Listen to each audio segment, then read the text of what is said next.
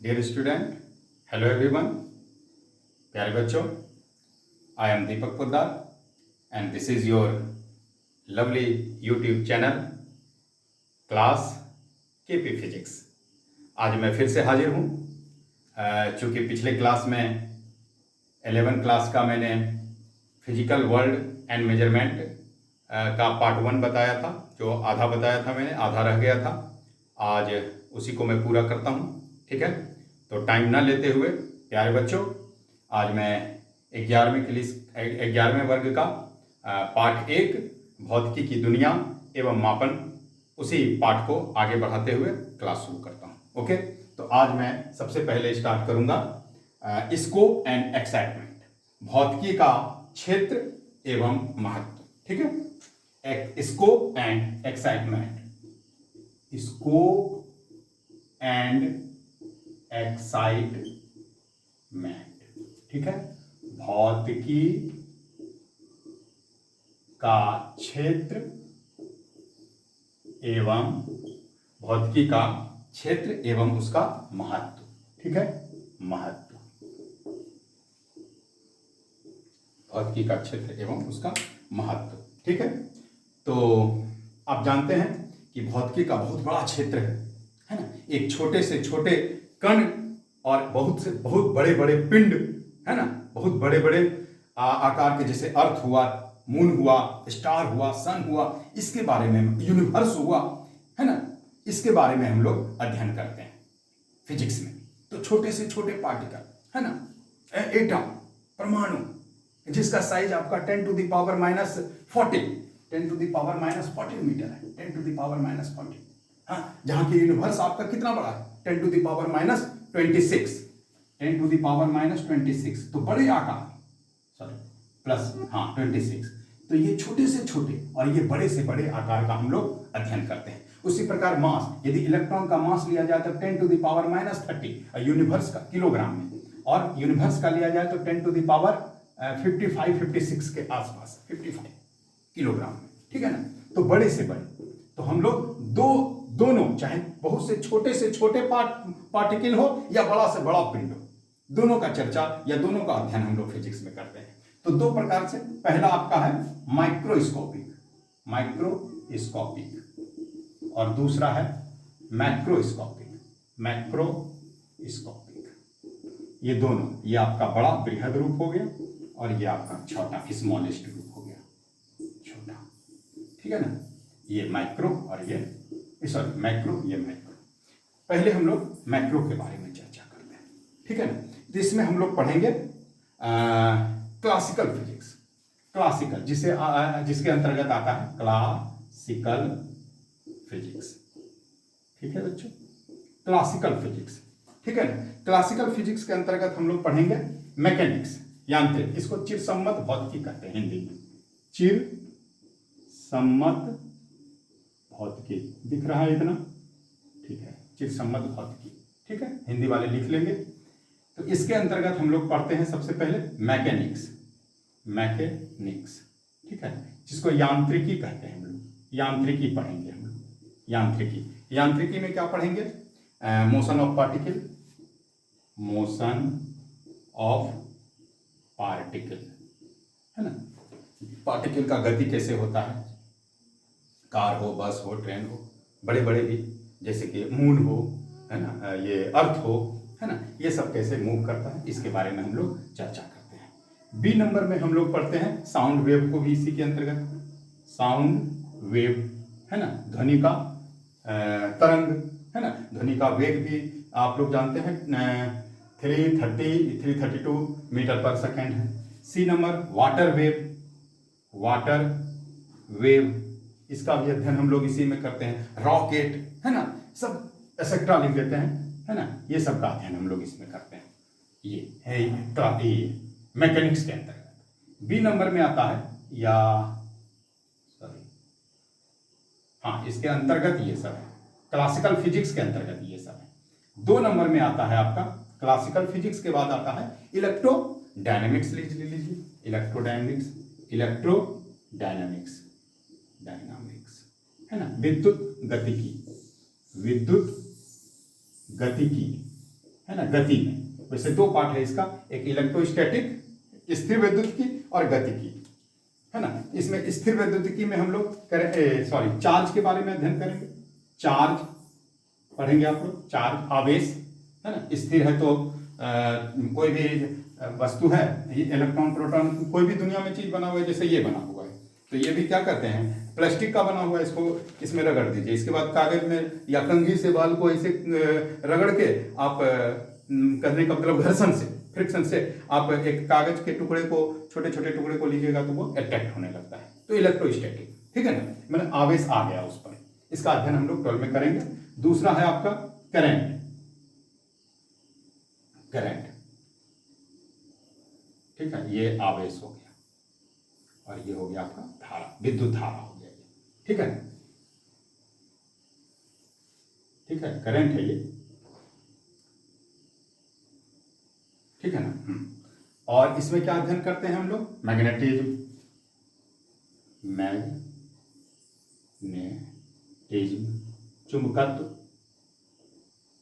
और क्या अध्ययन करते हैं बताइए, बताइए, और क्या अध्ययन करते हैं हम लोग, एसी डीसी सब इसी के अंतर्गत, इलेक्ट्रोमैग्नेटिक, एसी डीसी एक्सेट्रा लिख देते हैं।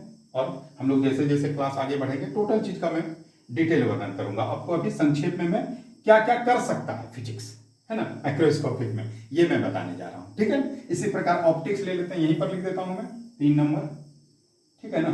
ऑप्टिक्स, जिसको प्रकाशिकी कहते हैं आप लोग, ऑप्टिक्स, प्रकाशिकी, है ना। इसमें आप लोग मिरर, दर्पण जिसको कहते हैं, उसके बारे में, उसका कोई दर्पण कितने प्रकार के होते हैं, उत्तल अवतल पढ़े होंगे 10वीं कक्षा में आप लोग, 10th क्लास में। इसका मैं फिर आपको 12 में अध्ययन करवाऊंगा। उसके बाद आपका लेंस, ठीक ना, लेंस क्या, लेंस के बारे में, लेंस को लेंस ही रखिए, ताल वैसे कहते हैं इसको हिंदी में, तो कोई जरूरी नहीं है ना। उसके बाद आपका आ जाता है इसमें टेलीस्कोप, स्कोप, दूरबीन, स्कोप, दूरबीन जिसको कहते हैं, लिख दें क्या, दूरबीन, माइक्रोस्कोप, माइक्रोस्कोप, सूक्ष्मदर्शी, है ना, ये सब का अध्ययन, इसी रेनबो, है ना, ये सब का अध्ययन हम लोग इसमें करते हैं, ठीक है। उसके बाद आता है थर्मोडायनेमिक्स, है ना, लिखते जाएंगे बच्चे, स्क्रीनशॉट ले सकते हैं आप लोग, ठीक है।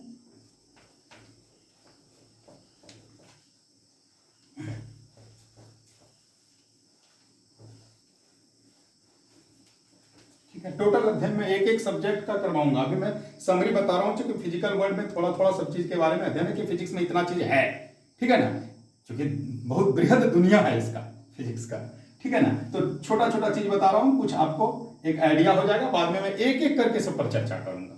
अगले क्लास से मैं यूनिट डायमेंशन जो शुरू करूंगा, उसमें एक एक क्लास का आपका पूरा 11 का कोर्स मैं कंप्लीट करवा दूंगा। बाकी किताब आप पढ़िए, बहुत अच्छी बात है, ज्ञान के लिए बहुत विभिन्न प्रकार के किताब बुक्स पढ़ने चाहिए, लेकिन मैं इतना बता दूंगा कि आपका 11वीं और 12वीं का बोर्ड क्लियर हो जाएगा, ठीक है। तो अगला मैं क्या बताया मैंने, मैकेनिक्स हो गया, इलेक्ट्रोडायनेमिक्स हो गया, ऑप्टिक्स हो गया, ठीक है ना। थर्मोडायनेमिक्स, थर्मोडायनामिक्स, है ना, थर्मोडायनामिक्स, हीट जिसके अंतर्गत आता है, उष्मा गतिकी हुआ ये, उष्मा गतिकी, उष्मा गतिकी, ठीक है बच्चों। इसमें आ गया आपका हीट, टेम्परेचर, टेम्परेचर, ठीक है ना, आपका हीट इंजन, इंजन, है ना, और क्या कर सकते हैं इसमें, कंडक्शन, कन्वेक्शन, रेडिएशन, सब इसी के अंतर्गत आ गया। कंडक्शन जो जैसे कि एक छड़ ले लीजिए, उसमें यदि आप यहाँ पर गर्म करते हैं तो एटम के द्वारा यानी परमाणु के द्वारा यानी उसके पार्टिकल के द्वारा जो हीट यहाँ तक पहुंचा, कंडक्शन, चालन विधि जिसको कहते हैं, पढ़े होंगे आप 9 या 10 में, ठीक है ना। और उसके बाद कन्वेक्शन, जैसे पानी को गर्म करते हैं हम, तो पानी को गर्म करते हैं तो गर्म पानी फिर ऊपर चला जाता है हल्के होकर, फिर ठंडा पानी नीचे जाता है ना। इस तरह से इसको संवहन जिसको कहते हैं हम लोग, कन्वेक्शन। और सन से जो लाइट आती है, सूर्य से जो प्रकाश आता है, वो आपका रेडिएशन के द्वारा आता है। किसके द्वारा आता है, रेडिएशन, विकिरण उसको कहते हैं। ये सब की पढ़ाई भी हम लोग इसी में करेंगे, एक्सेट्रा लिख देते हैं, उसी का 3 गो हम लिखते हैं इसमें, ठीक है ना, कोई दिक्कत नहीं। ये हुआ थर्मोडायनेमिक्स, ठीक है ना। और तब आता है आपका ये माइक्रोफिजिक्स। माइक्रोफिजिक्स में आप लोग न्यूक्लियर फिजिक्स, माइक्रोफिजिक्स, माइक्रोफिजिक्स, इसमें आप लोग न्यून मतलब छोटा ग्रुप में, तो न्यूक्लियर फिजिक्स या atomic physics, atomic physics, atomic physics, है ना, या हम लोग इसमें क्वांटम फिजिक्स भी कहते हैं इसको, ठीक है, क्वांटम फिजिक्स, ठीक है, एटॉमिक फिजिक्स, है ना, ये इसको हम लोग परमाणविक भौतिकी भी कह सकते हैं, परमाणविक भौतिकी, है ना, न्यूक्लियर भौतिकी, नाभिकीय फिजिक्स, नाभिकीय कहिए हिंदी में इसको, नाभिकीय भौतिकी, है ना, अल्फा बीटा गामा, एटम का आकार, उसका वो इलेक्ट्रॉन कैसे मूव करता है, उसका एनर्जी क्या है, पूरा अध्ययन इसमें करेंगे। बताया ना मैंने, छोटे से लेके बड़े से बड़े का अध्ययन फिजिक्स में। तो पार्ट अलग अलग पार्ट कर दिया गया, क्योंकि एक चीज में पढ़ना असंभव है, बहुत बड़ी दुनिया है फिजिक्स की, ठीक है ना। तो छोटे छोटे का हम लोग इसमें, जैसे एक एटम है, इसके अंदर इलेक्ट्रॉन मूव कर रहा है, दूसरे एटम से ये रिएक्शन किया, है ना, या इलेक्ट्रॉन का साइज क्या है ना, इसका आकार क्या है, जो भी है, मैंने कहने का मतलब इसमें प्रोटॉन और न्यूट्रॉन है, प्लस न्यूट्रॉन में कोई चार्ज नहीं, इलेक्ट्रॉन मूव कर रहा है, ठीक ना। तो ये सब चीज का अध्ययन जिसमें हम लोग करते हैं, ये हम लोग न्यूक्लियर, उसमें एनर्जी, रेडियो एक्टिविटी पढ़ेंगे आप लोग, है ना। एटॉमिक फिजिक्स वो सिलिकॉन वगैरह सेमीकंडक्टर से जो रेडियो टेलीविजन में जो काम करते हैं, वो छोटे से छोटे चीज के बारे में जो अध्ययन करेंगे वो आपका एटॉमिक फिजिक्स या परमाणविक न्यूक्लियर फिजिक्स में हम लोग करेंगे, ठीक है। अब आता है कि फिजिक्स का टेक्नोलॉजी मतलब भौतिकी का तकनीकी क्या है, और सोसाइटी के साथ, समाज के साथ इसका क्या संबंध है, ठीक है जी। भौतिकी का समाज के साथ क्या संबंध है, बहुत बड़ा संबंध है ना। बिना फिजिक्स के समाज अधूरा है हमारा, है ना। आज जो फैन आप देख रहे हैं, मैं जो आपके साथ बात कर रहा हूं कैमरे के थ्रू, है ना, और आप घर बैठे पढ़ रहे हैं, ये भी फिजिक्स का ही देन है ना। मोबाइल आया, कैमरा आया, है ना, तब ना हम लोग रूबरू हुए क्या। तो कहने का मतलब है physics technology, physics technology, logy एवं समाज, इसको हम लोग लिखते हैं इसे भौतिकी एवं प्रौद्योगिकी,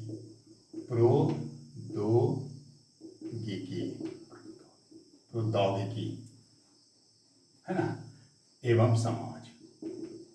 समाज के साथ हमारा क्या रिलेशन है, समाज है ये, ठीक है, प्रौद्योगिकी एवं समाज, ठीक है, प्रौद्योगिकी होता है, ठीक है, एवं समाज, क्लियर है। इसमें हमारा कहने का मतलब आप देखिए, थर्मोडायनेमिक्स जैसे पढ़ते हैं आप लोग, थर्मोडायनेमिक्स बताया ना, हीट का उष्मा का गति करना, ठीक है ना। तो हीट इंजन, आज हीट इंजन के कारण ही हम लोग कार, मोटरसाइकिल, क्या रेल, ट्रेन भी समझ लीजिए शुरू में जो हुआ था हीट इंजन से ही, है ना। कहने का मतलब हम लोग आप और देख लीजिए, सेमीकंडक्टर या सिलिकॉन, आप चिप मोबाइल का यूज करते हैं, चिप्स का यूज करते हैं सिलिकॉन से, कंडक्टर, कोई भी कंडक्टर, आप बल्ब जला रहे हैं, फैन चला रहे हैं, क्या एसी चला रहे हैं, कूलर चला रहे हैं, टेलीविजन देख रहे हैं, है ना। कहने का मतलब ये सब कैसे विकास हुआ, फिजिक्स से ही विकास हुआ।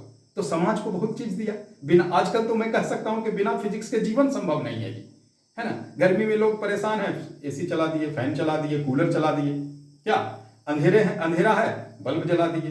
तो टोटल फिजिक्स, समाज को फिजिक्स ने बहुत कुछ दिया है ना। तो कैसे क्या चीज दिया है, इसका रिलेशन हम विभिन्न क्षेत्रों के साथ कैसा है फिजिक्स का, ये देखते हैं, ठीक है ना। तो फिजिक्स का रिलेशन बिटवीन अदर ब्रांचेज, ठीक है।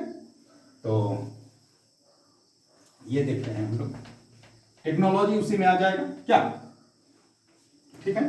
तो कहने का मतलब है कि relation between physics and other branches, relation between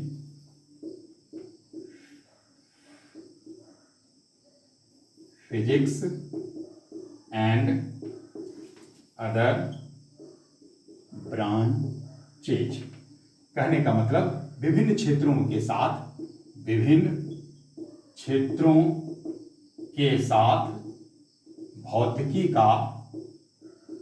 भौतिकी का संबंध, यही लिख देते हैं हिंदी में, कोई दिक्कत नहीं, जान लीजिए, सिर्फ ये सब चीज जानना चाहिए। तो सबसे पहले हम लोग फिजिक्स केमिस्ट्री मैथ वाले बच्चे, मैथ, ठीक ना, मैथ के साथ हमारा क्या रिलेशन है जी, फिजिक्स केमिस्ट्री बायो वाले बच्चे, बायो, तो मैथ के साथ हमारा बहुत गहरा, बहुत अच्छा, बहुत प्यारा संबंध है।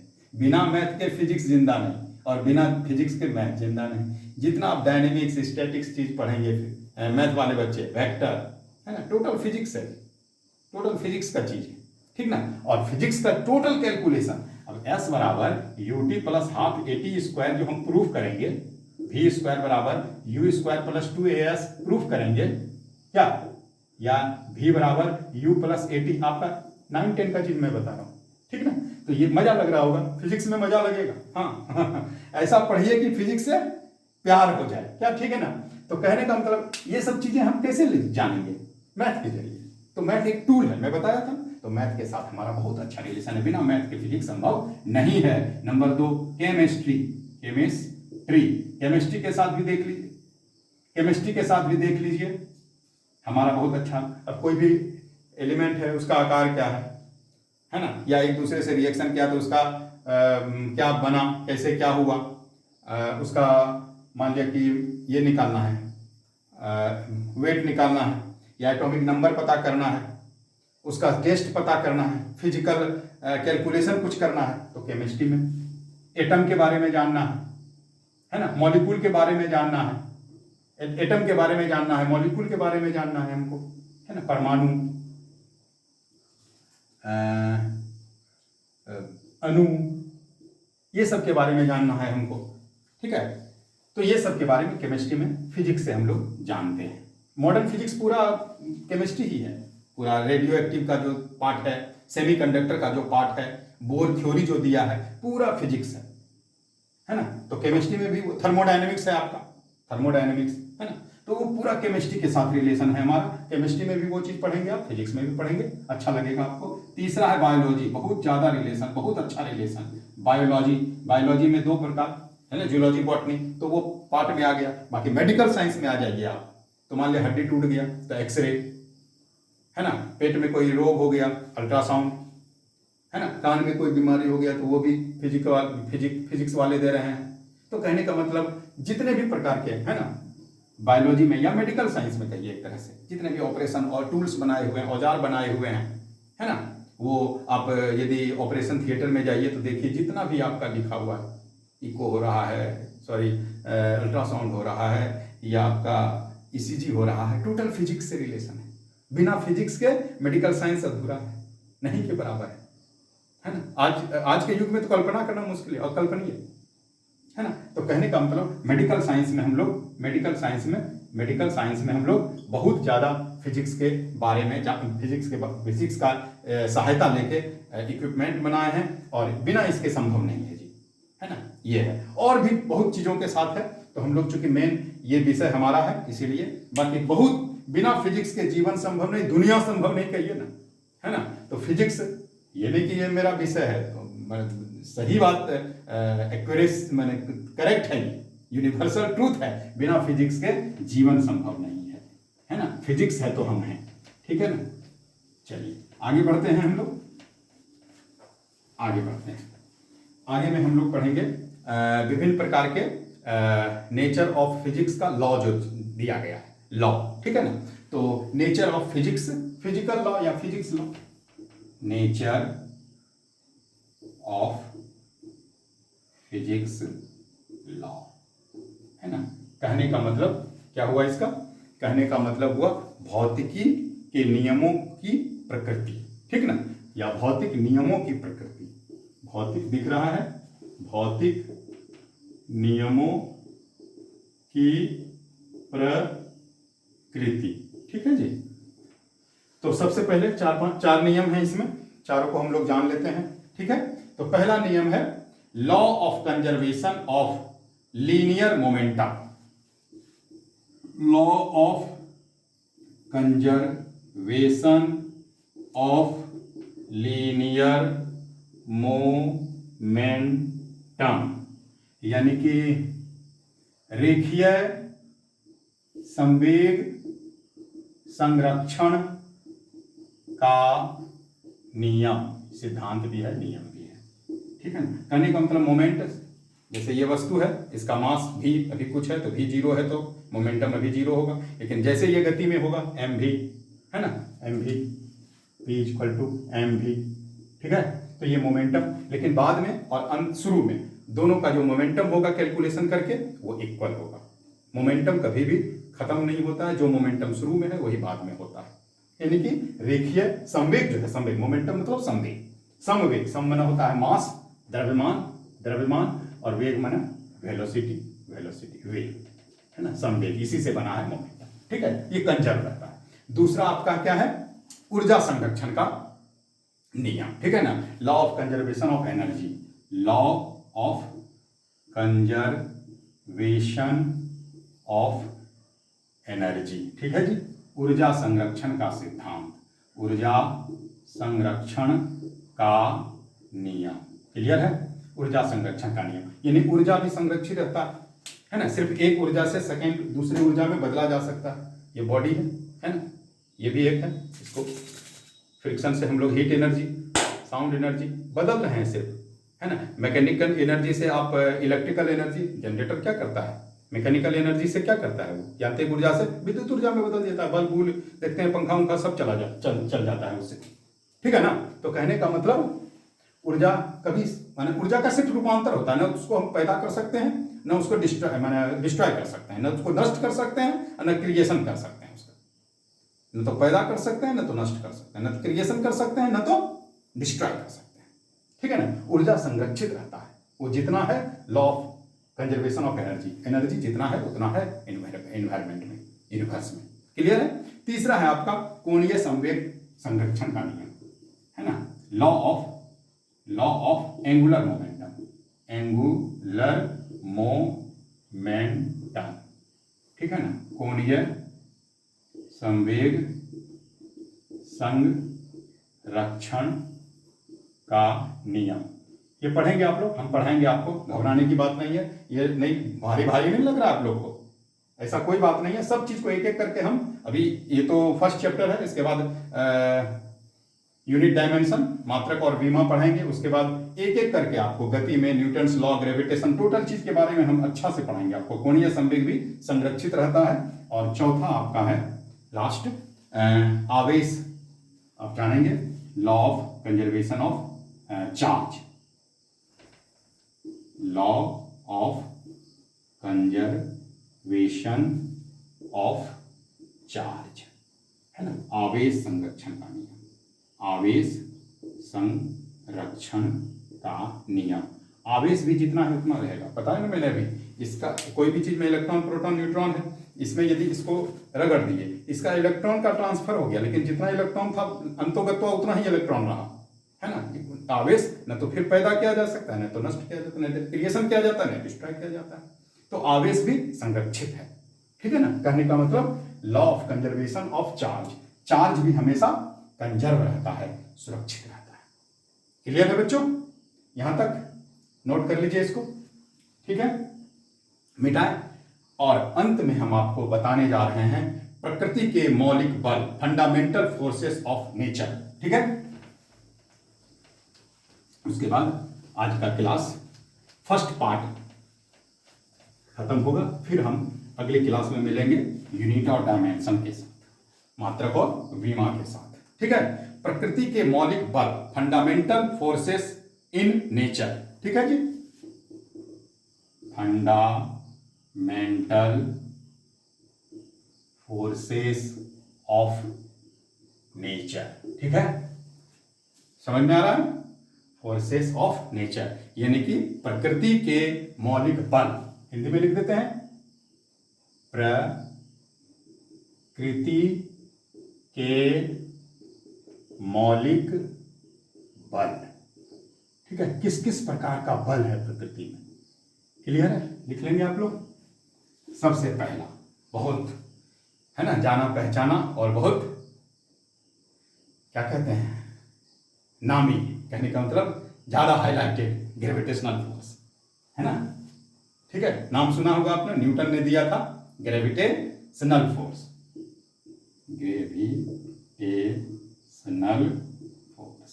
ठीक है जी, गुरुत्वाकर्षण बल, गुरुत्वाकर्षण बल, ये F, यही बल है, F force equal to G universal constant, M किसी वस्तु का मास, पृथ्वी का, चंद्रमा का, जो भी मान लीजिए, दूसरे वस्तु का मास, पृथ्वी का लेते हैं तो दूसरे वस्तु का मास, M1 M2 बाय R, दोनों के बीच का दूरी, यही बताया था न्यूटन ने।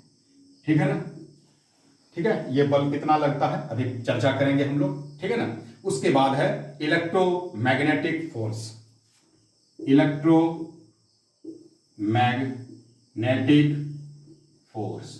ठीक है बच्चों, इसको हम लोग कहते हैं विद्युत चुंबकीय बल, हिंदी में विद्युत चुंबकीय बल। क्लियर है, विद्युत चुंबकीय बल, ये जानते हैं आप लोग, इलेक्ट्रॉन के बीच वही F बराबर, ये G की जगह पर 1/4 pi epsilon naught Q1 Q2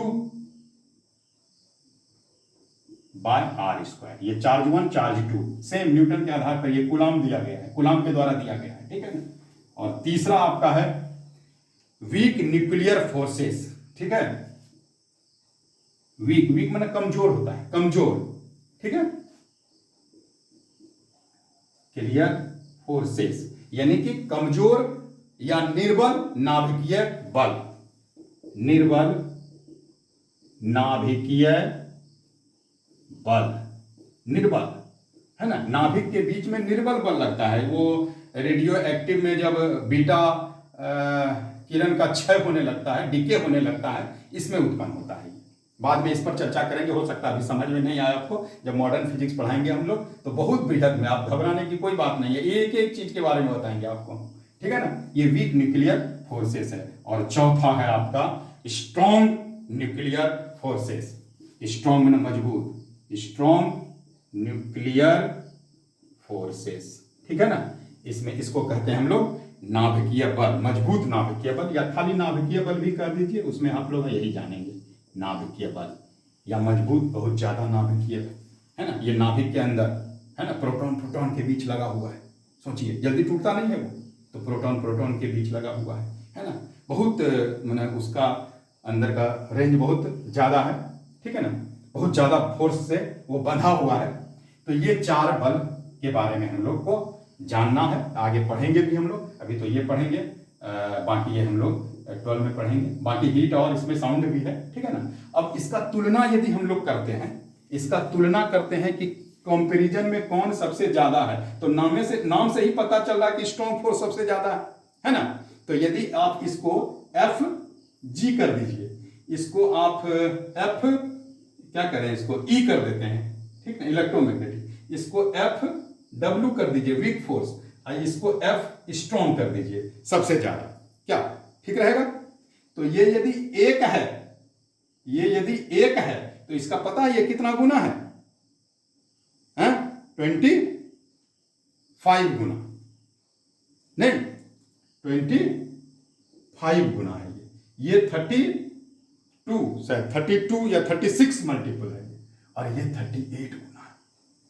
ठीक है, समझ में आया, देख रहे हैं आप, ये जो है 1 यदि लेते हैं तो ये 25, ये 36 और ये 38 मल्टीपल है, इतना गुना ये तुलना में है, रेशियो में है, कहने का मतलब यानी कि इसके तुलना में ये 38 गुना ज्यादा मजबूत है, इसके तुलना में ये 36 गुना 36, इसके गुना ये 25, और इसके यानी इससे ये बहुत 38 बाय 1/38 मल्टीपल कम है ना। ये इसी से आप सेट कर ले सकते हैं, है ना, लिख देते हैं एफ जी अनुपात एफ ई अनुपात एफ डब्ल्यू और एफ ए, तो ये आपका हो गया 125, आपका 36 और 38, ये आपका